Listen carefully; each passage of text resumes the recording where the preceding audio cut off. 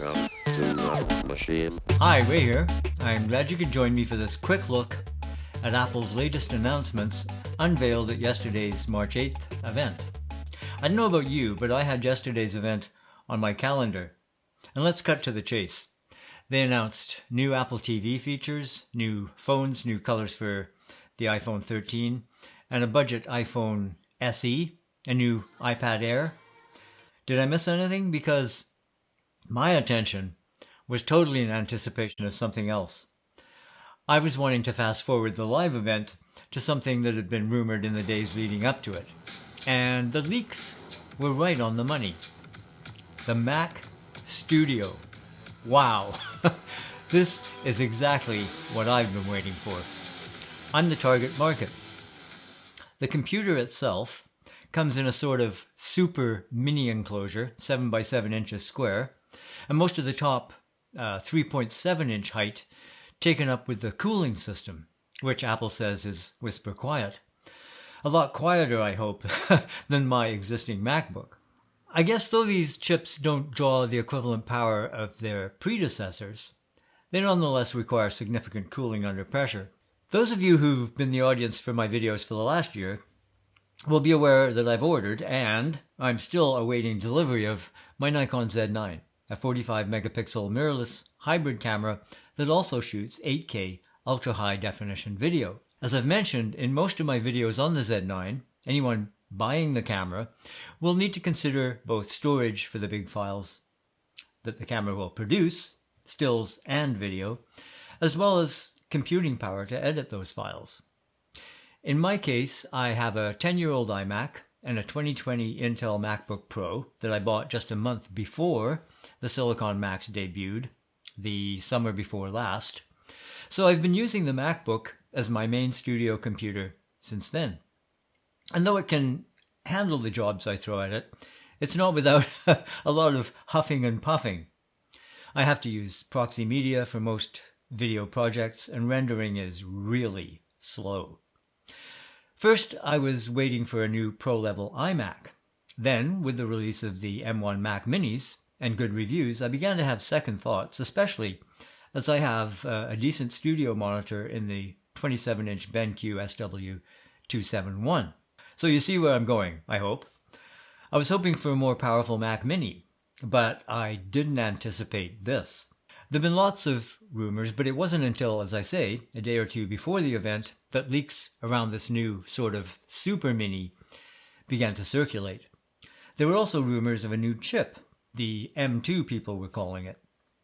Instead, we got the Ultra, boasting 20-core CPU, up to 64-core GPU, up to 128 gigabytes of unified memory, and 800 gigabytes a second memory bandwidth. And who cares what they call it? The thing is a beast. Well, beasts actually, because it's really two chips in one. Two M1 Max chips joined at the hip with some kind of advanced communication technology. And listen, I don't know how any of this stuff works, any more than I know how the autofocus system on these mirrorless cameras works. I learn just enough to hopefully make an informed decision in relation to the tools I need to make my creative endeavors easier and faster to accomplish. That's how I ended up with Apple in the first place 15 years ago. I've never felt the urge to build a computer. I mean, I changed the hard drive and memory in a couple of PCs and installed more memory in two iMacs, because Apple has traditionally overcharged for RAM. But much like my relationship with cars, I'm not interested in mechanics. I just want a product I can rely on. And I haven't been disappointed in that regard. So, as far as this new direction of sorts for Apple, I think it makes sense. Perhaps the success of the Mac Mini pointed the way. Maybe Apple saw the market in, well, people like me who use multiple screens. And with the Ultra chip, you can run up to 5 displays. And they've also launched a companion monitor, a 27-inch 5K beauty with 500 nit maximum brightness, with a base price of $1,500. Not cheap, but it looks like a beautiful unit.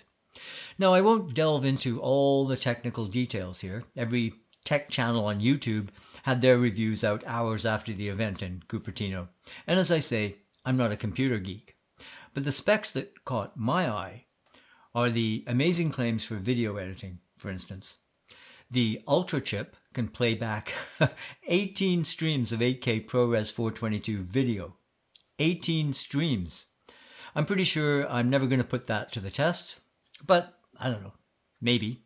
The thing is, whether you configure the Mac Studio with the M1 Max chip or the Twin Ultra chip, you have dedicated encode and decode engines for H.264, HEVC, and ProRes video. So that's got the Z9 recording modes covered. And remember, the Z9 does all this internally, with ProRes RAW coming this year with a firmware update. I'm still dithering, but that Ultra chip is enticing. Check out the benchmarks for this thing. If Apple's claims pass muster, the spec'd out versions beat an Intel Mac Pro that costs tens of thousands of dollars. So, going on that, even the fully spec'd $8,000 unit is a bargain for those who need that kind of computing power anyway. For me, the main consideration is speeding up the long video render times. At the moment, like a 10-minute video is taking somewhere around an hour to process on the MacBook. Okay, so go have a coffee, right? Well, that's all good until the final check, and you find a mistake, and you have to start the whole process over.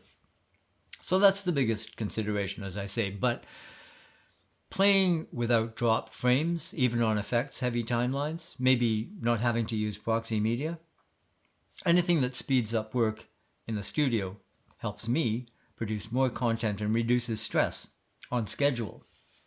I'd be interested to know, especially if you have your Z9, how your editing experience is going, and if you're editing 8K video, what machine you're using, what applications. I use Final Cut for video with quite a few plugins, mostly from Motion VFX, Lightroom, and Photoshop as well. How are you finding things? Do you feel like you need more computing power than you have? And if you're a Mac user, or considering a switch, does this latest offering from Apple look like the answer to your editing needs? Let me know in the comments below.